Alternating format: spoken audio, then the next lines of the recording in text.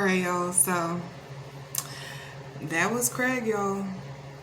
And one last thing that I will say is Craig, the supervisor at the time, the property manager at the time was very well aware of what Craig was here to do. In fact, I didn't know this until this year that Spirit had informed me they had approached him back when I moved in, prior to me, like right when I moved in, March of 2021, to set up this whole gang stalking mess. They approached him. They set it up with him. Okay. So he knew all this time. Smiled in my face and all. Well, he'll be smiling in prison too. That's what's coming for him too. Okay. Not only did he lose his job, if he hasn't lost his job yet, he will be fired, let go from the company, and he will be facing time. Okay? That is what Spirit just told me. But anyways, so moving on. It's about to get nasty for some people. I'll just leave it at that. But moving on, yo, they came close to taking your girl out. There was one instance where I did have an NDE, a near-death experience. And there were a lot of, I remember seeing a lot of, well, let me just say it like this. I remember being heavily attacked. All my chakra points, it was just so much. I actually really remember I'll put it like this. There was a point where I remember laying in my bed, and I remember feeling like everything shut down within my body. No lie.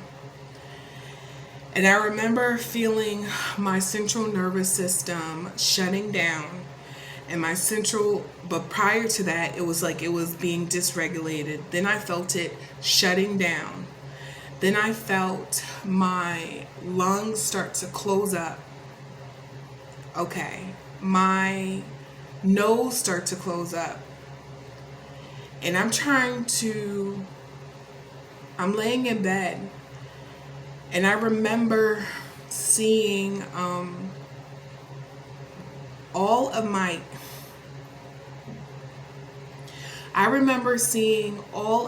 ancestors surround me. This was the first time I had ever experienced this, where literally all of my ancestors was surrounding me around the foot of the bed. And I didn't know about this beforehand. My cousin happens to be a nurse, and one of the things when I had shared with her what happened, because she's also a spiritualist too, she was just like, that's usually she said that usually happens to patients, because she's like a death doula. So she's like, that usually happens to patients like right before they transition.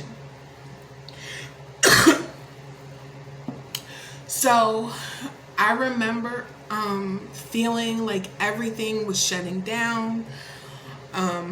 All of my bodily, I just felt dysregulated. I felt my central nervous system going like this. I felt my breathing about to stop. I felt my sinus about to stop. I remember thinking to myself, yo, God, really, is this what we doing right now? Is this how I'm about to go out?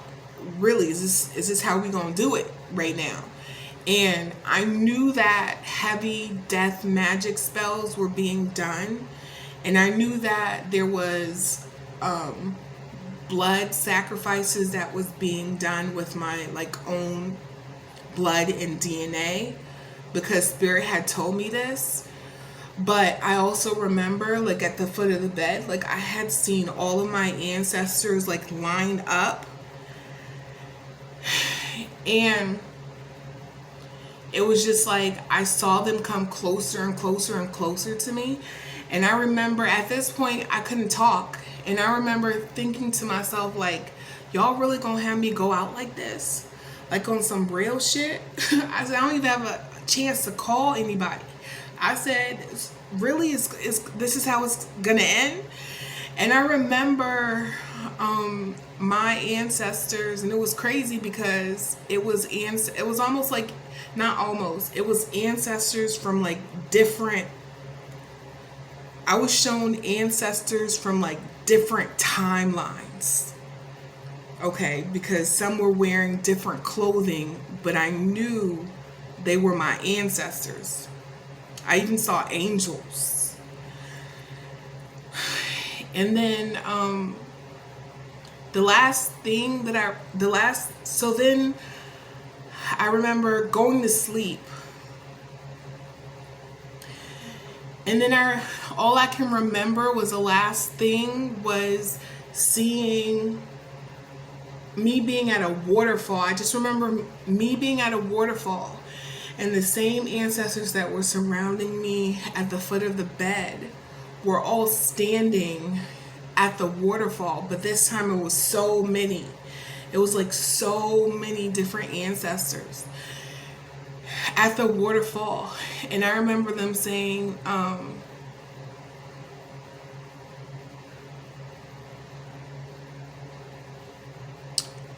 we're here for you. We'll never leave you. We'll never leave you. Okay, this is what they're telling me telepathically. Angels and all. Okay, angels, ancestors. So apparently I have angels as part of my ancestral line. And the angels that I saw, they were actually a little bit scary. They were, it was a whole bunch of wings and then like a huge eyeball in the center. I ain't never seen anything like that in my whole entire life. I had to look that up to see what type of angel that was, and I had come to find out that it's called a seraphim, and those are one of the most high-ranking angels next to God. Okay, and I remember there were so many of them, and so many of my ancestors. And they basically said, we're not going to leave you. We're not going to leave you. And then next thing you know, I heard, we're not going to leave you. We're here for you. We're here for you. Next thing you know, it's like I woke up like gasping for air. I still couldn't breathe. I'm here like trying to go down the hallway. I'm turning on the water.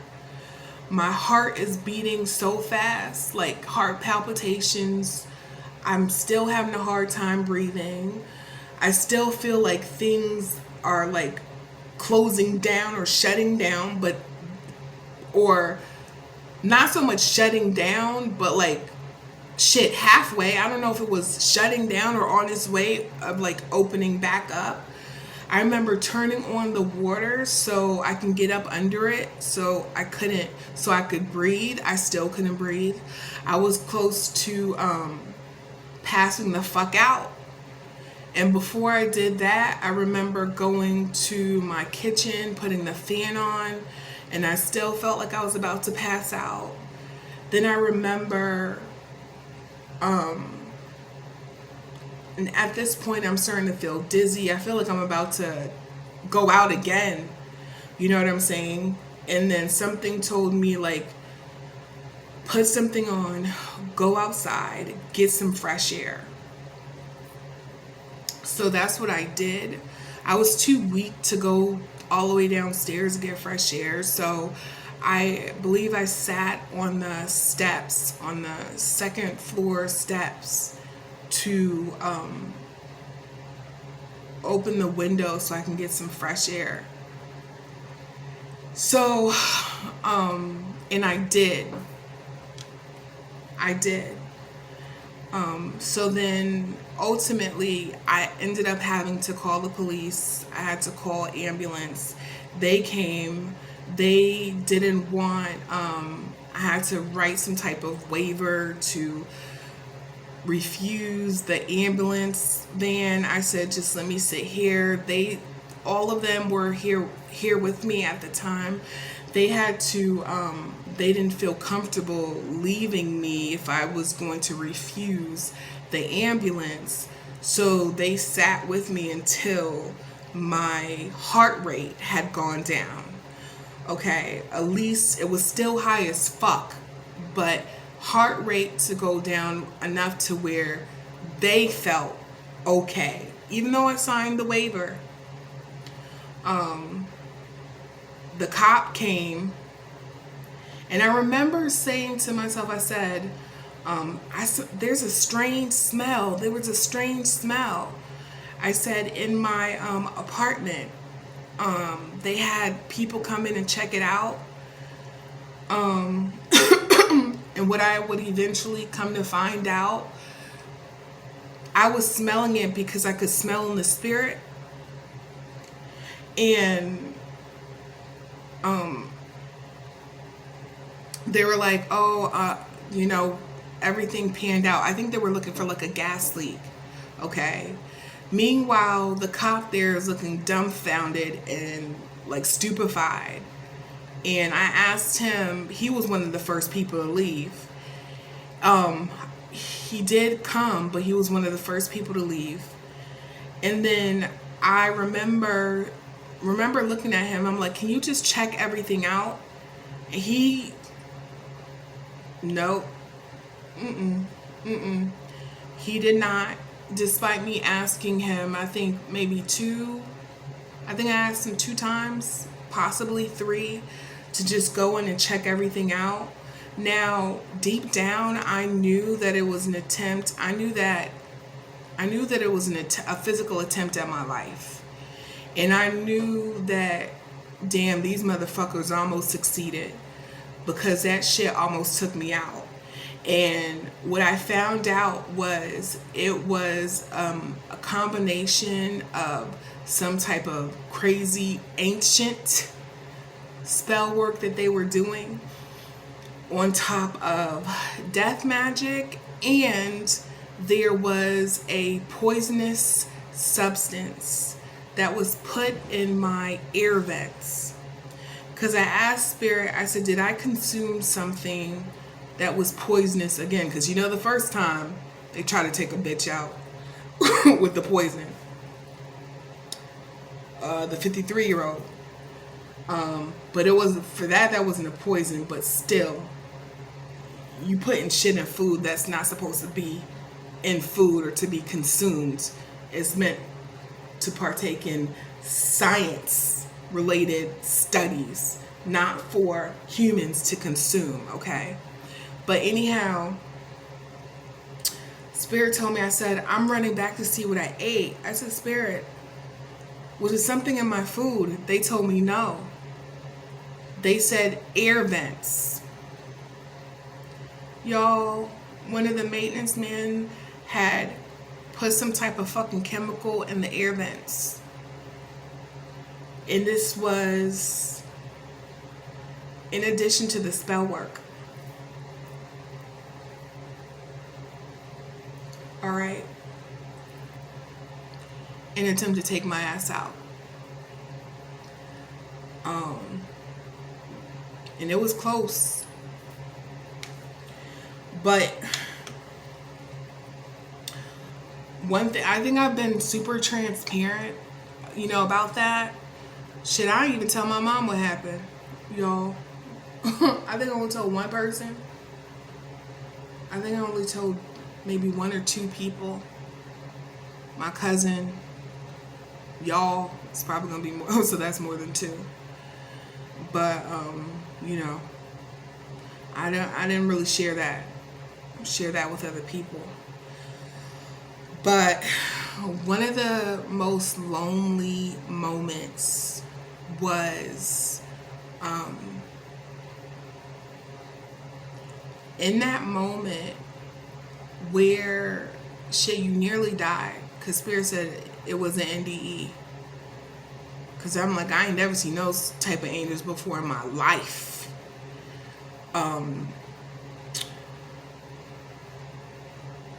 But one of the lonely moments was having to call a taxi because I wasn't fit to drive. So, and I didn't want to pay that damn ambulance van price, y'all, okay? But to call a taxi or Uber and be driven there, and when I get there, I see some other guy walking up there who looks just like the 53-year-old. I'm like, here we go again. I automatically knew he was part of the Gangstalking campaign. What the fuck are you doing at a hospital at 2 or 3 o'clock in the morning? And he didn't even go to sign up.